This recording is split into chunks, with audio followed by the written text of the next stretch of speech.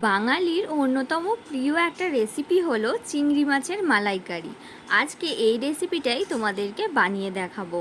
চলো তাহলে ভিডিওটা স্টার্ট করা যাক। Hello everyone, welcome back to my channel Susmita exclusive. নতুন আরও একটা ভিডিওয় তোমাদের সবাইকে স্বাগত জানিয়ে আজকের ভিডিওটা স্টার্ট করছি। প্রথমেই কড়াই বসিয়ে কড়াইটা গরম হওয়ার পর দিয়ে দিয়েছিলাম সর্ষের তেল। সর্ষের তেলটা ভালো করে গরম হলে এক এক করে আমি দিয়ে দিচ্ছি চিংড়ি মাছগুলো। চিংড়ি মাছগুলোর গায়ে কিন্তু আমি একটা করে টুথপিক আটকে দিয়েছি, যাতে চিংড়ি মাছগুলো সোজা থাকে। হালকা করে এপিট ওপিট ভেজে মাছগুলোকে তুলে রাখলাম। অন্যদিকে একটা মিক্সার গ্রাইন্ডারের জারের মধ্যে নিয়ে নিলাম মৌরি, কাজু আর কালো সর্ষে, আর এর মধ্যে দিয়ে দেব টক দই, দিয়ে একটা পেস্ট বানিয়ে সাইড করে এখন রেখে দেব, কারণ এখন আমাদের এটা লাগবে না সেই জন্য। অন্যদিকে ওই একই কড়াইতে আমি দিয়ে দিলাম একটু বেশি করে সর্ষের তেল। সর্ষের তেলটা গরম হয়ে গেলে আমি দিচ্ছি কিছু গোটা গরম মশলা, যেমন দারচিনি, লবঙ্গ আর এলাচ। একটু নাড়াচাড়া করে নিলাম। তারপর এর মধ্যে দিয়ে দেব পেঁয়াজ বাটা। পেঁয়াজটা কিন্তু খুব ভালোভাবে বাটতে হবে। সর্ষের তেলের মধ্যে পেঁয়াজ বাটাটা দেওয়ার পর কিন্তু 10 থেকে 15 মিনিট ভালোভাবে কিন্তু পেঁয়াজটাকে ভাজতে হবে, যতক্ষণ না পেঁয়াজটার কালারটা একটু চেঞ্জ হয়। তারপর কিন্তু আমি 10-15 মিনিট ভাজার পর এর মধ্যে দিয়ে দিলাম একটু পরিমাণ মতো চিনি। তারপর একটু নাড়াচাড়া করে নিলাম। তারপর এর মধ্যে দিয়ে দিলাম আদা আর রসুন বাটা। 5 থেকে 7 মিনিট কিন্তু আবারও ভালোভাবে এগুলোকে মিশিয়ে নিতে হবে। তারপর এর মধ্যে দিয়ে দেব আমি কাঁচা লঙ্কা বাটা।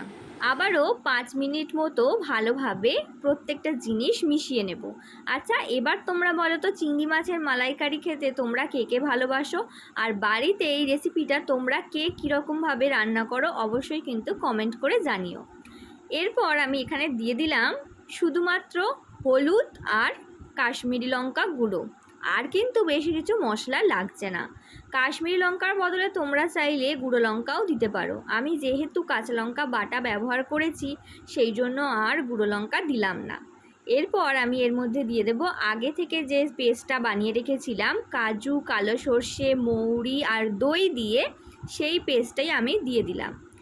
একদম লো ফ্লেম করে কিন্তু মশলাটা কষিয়ে নেব। দেখতেই পাচ্ছ কি সুন্দর কালার এসে গেছে মশলাটার। এরপর কিন্তু আমি এর মধ্যে দিয়ে দেব নারকেলের দুধ। নারকেলের দুধটা আমি কি করে বাড়িতে বানালাম সেটা তোমাদেরকে বলে দিই। বাইরে তোমরা দোকানে নারকেলের দুধের পাউডার পেয়ে যাবে, যেটা গরম জলে গুলে সহজেই দিতে পারো। এছাড়া বাড়িতে যদি নারকেল থাকে তাহলে তো খুবই ভালো, নারকেলটাকে কুড়িয়ে নেবে অথবা ছোটো ছোটো পিস করে মিক্সার গ্রাইন্ডারে ব্লেন্ড করে নেবে।